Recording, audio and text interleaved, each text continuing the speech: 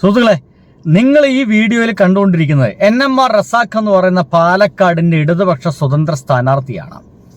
NMR Razak പാലക്കാടിന് നല്ലത് NMR Razak എന്ന രീതിയിലാണ് ഇപ്പോൾ പരിപാടികളൊക്കെ ഇങ്ങനെ നടന്നുകൊണ്ടിരിക്കുന്നത്. അദ്ദേഹത്തിന്റെ ചിഹ്നം മോതിരമാണ്.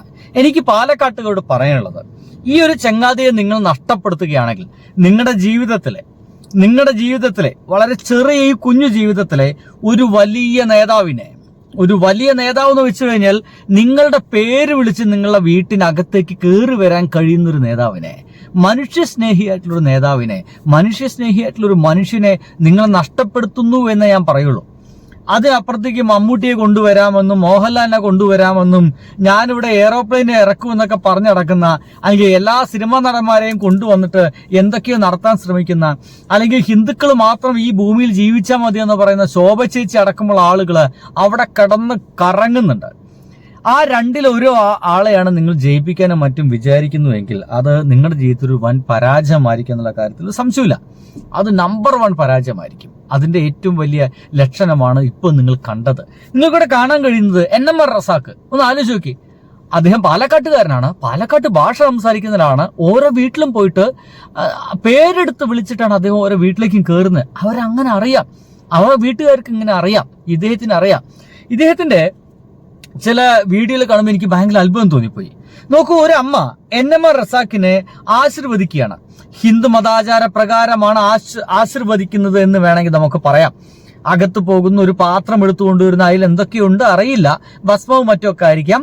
കയ്യിലൊരു തിരിയുണ്ട്, അതുകൊണ്ട് അദ്ദേഹത്തെ ഒഴിയുന്നത് നമുക്ക് അവിടെ കൃത്യമായിട്ട് കാണാൻ കഴിയും. ആ ഒഴിഞ്ഞതിന് ശേഷം ആ അമ്മച്ചി ആ പാത്രത്തിലേക്ക് ആ തിരി ഇട്ട് വെക്കുന്നു. അതിൽ നിന്ന് എന്തോ കുറിയോ മറ്റോ എടുത്തിട്ട് NMR റസാഖിന്റെ നെറ്റിയിൽ ചാർത്തി കൊടുക്കുന്നു.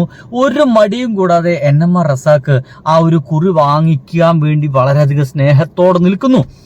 വേണമെങ്കിൽ നമുക്ക് വർഗീയപരമായിട്ട് ചിന്തിക്കുന്ന നാടായി മാറിക്കൊണ്ടിരിക്കുന്ന ഈ കേരളമായതുകൊണ്ട് വേണമെങ്കിൽ പറയാം NMR റസാഖ് ഒരു മുസ്ലിമാണ്, തൊട്ടപ്പുറത്തത് ഒരു ഹിന്ദുവാണ്. ആ ഹിന്ദു മതാചാര പ്രകാരമുള്ള ആ ഒരു കുറി തൊടുന്നതില് ഇദ്ദേഹത്തിന്റെ ഉള്ളിലുള്ള മതബോധം ഒട്ടും അദ്ദേഹത്തെ വിലക്കുന്നില്ല. ഒന്നാമത്തെ കാരണം അദ്ദേഹം ഇടതുപക്ഷക്കാരനാണ്. മനസ്സിലാക്കണം, ഇടതുപക്ഷക്കാരനോട് ഇതൊക്കെ നിങ്ങൾക്ക് വലിയ പ്രശ്നമെന്ന് ചോദിച്ചു കഴിഞ്ഞാൽ എന്ത് പ്രശ്നം?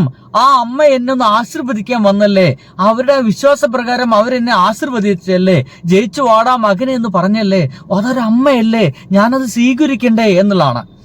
ഇതിനു മുമ്പ് അദ്ദേഹം ഒരു അമ്മച്ചി ഞാനൊന്ന് കെട്ടിപ്പിടിക്കട്ടെ, അതിനുശേഷം ഞാനൊന്ന് കാല് തൊടട്ടെ എന്ന് പറഞ്ഞിട്ട് ഒരു വൃദ്ധയായ ഒരു അമ്മച്ചി അദ്ദേഹത്തിന് കാല് തൊട്ടപ്പോൾ, അല്ലാ എൻ്റെ അമ്മ ഇങ്ങനൊന്നും ചെയ്യല്ലേ, നമ്മൾ ആരും ദൈവികതയുള്ള ആളുകളൊന്നുമല്ല, ഇങ്ങനൊന്നും ചെയ്യരുതിട്ടാ എന്ന് പറഞ്ഞ് ആ ഒരു പ്രായം ചെന്ന സ്ത്രീയെ നെഞ്ചോട് ചേർത്ത് പിടിക്കുന്നുണ്ട്.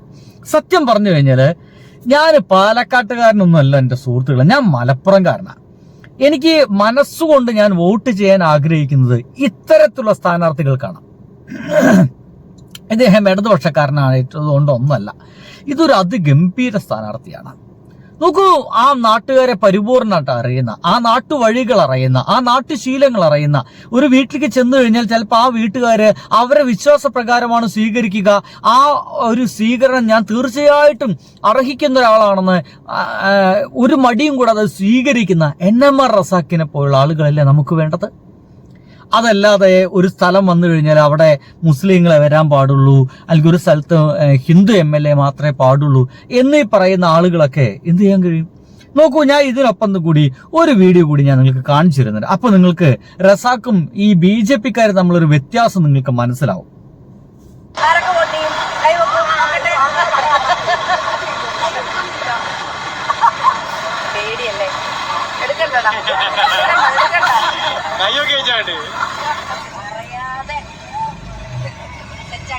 സത്യം പറഞ്ഞു കഴിഞ്ഞാല് എനിക്ക് ആ ഒരു സ്ഥാനാർത്ഥിയുടെ ഇത് കാണുമ്പോൾ എനിക്ക് സങ്കടം തോന്നിപ്പോയി.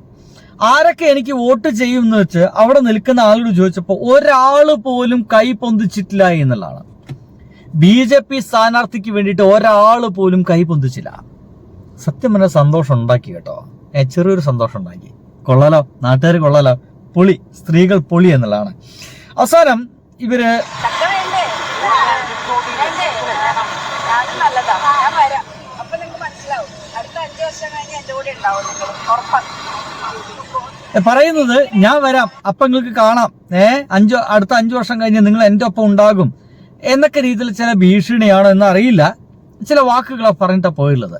ഇതിനൊപ്പം തന്നെ ഒരു ഭീഷണി കൂടി ഞാൻ നിങ്ങൾക്ക് വായിച്ചു തരാം. ഒരുപക്ഷെ കഴിയുമെങ്കിൽ ഞാനിത് പോസ്റ്റായിട്ട് ഇവിടെ കാണിക്കാനും കൂടി ശ്രമം നടത്താം കേട്ടോ. അത് ഇങ്ങനെയാണ്. നോക്കൂ, NDA സർക്കാർ വരുമോ ഇല്ലയോ എന്നുള്ളതല്ല, നമ്മുടെ സുരേഷ് ഗോപി ചേട്ടൻ പറയുന്നതാണ്. NDA സർക്കാർ വരുമോ ഇല്ലയോ എന്നല്ല, ആര് ഭരിച്ചാലും ആണിപ്പുറത്ത് ഇരുത്തി ഭരിപ്പിക്കുന്നതാണ്. ഒന്ന് ആലോചിക്കേ, നമ്മളടക്കമുള്ള ജനങ്ങൾ, ആ തൃശ്ശൂരത്തെ കുറെ പാവങ്ങൾ വോട്ട് ചെയ്യിപ്പിച്ച് വിട്ട സുരേഷ് ഗോപി എന്ന് പറയുന്ന മനുഷ്യന്റെ മനസ്സിൽ എന്തെന്ന് ആലോചിച്ച് ഇവിടെ ഏത് ഗവൺമെന്റ് വന്നാലും ആണിപ്പുറത്തിരുത്ത് ഭരിപ്പിക്കുമെന്നാണ്. അതിന്റെ അർത്ഥം എന്താ? ഭരിക്കാൻ സ്വൈര്യം കൊടുക്കില്ല ഞങ്ങൾ BJP-ക്കാർ എന്ന് പറയുന്ന ഭീഷണിയല്ല എന്റെ സുഹൃത്തുക്കളെ പോയത്, അല്ലേ? ആണ്. ഇങ്ങനെ ഭീഷണിപ്പെടുത്തുന്ന ആളുകളാണ് വേണ്ടത്. ഇനി ഒരാൾ കൂടി നിങ്ങൾക്കറിയാം, ഇതാ ടിപ്പു സുൽത്താൻ, എന്നോ മരിച്ചുപോയ രാജ്യസ്നേഹിയായ, ഇന്ത്യക്ക് വേണ്ടി സ്വാതന്ത്ര്യ സമരത്തിൽ പങ്കെടുത്ത, ഒരുപക്ഷെ ബ്രിട്ടീഷുകാര് ഏറ്റവും കൂടുതൽ ആദ്യം ഈ ഒരു ഭൂമുഖത്ത് നിന്ന് ഇല്ലാണ്ടാക്കേണ്ടത് ഈ മനുഷ്യനെയാണെന്നുള്ള നല്ല ബോധ്യമുള്ള ടിപ്പു സുൽത്താൻ എന്ന് പറയുന്ന മനുഷ്യൻ ഇപ്പോഴും ജീവിച്ചിരിക്കുന്നുണ്ടോ എന്ന് തോന്നിപ്പോകും.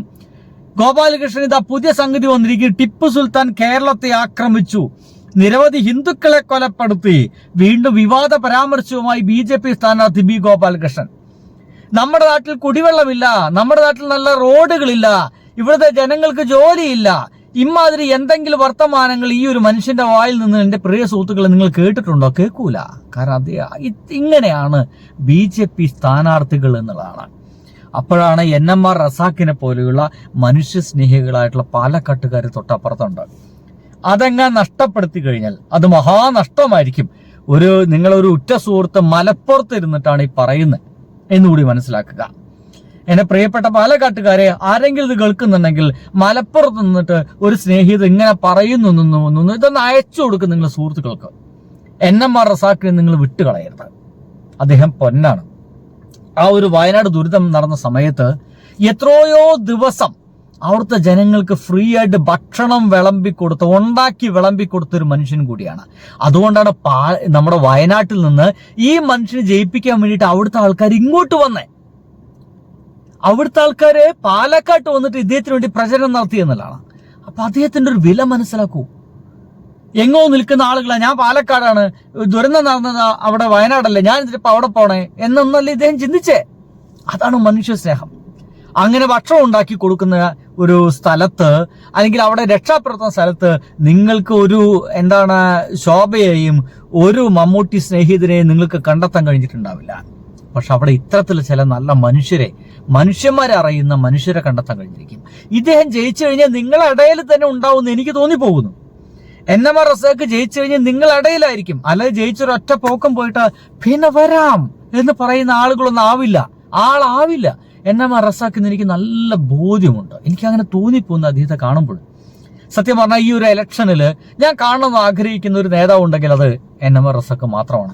എന്റെ പ്രിയപ്പെട്ട പാലക്കാട്ടുകാരെ വിട്ടുകളഞ്ഞാൽ അത് നിങ്ങളുടെ മഹാനഷ്ടമായി തീരും. ബൈ.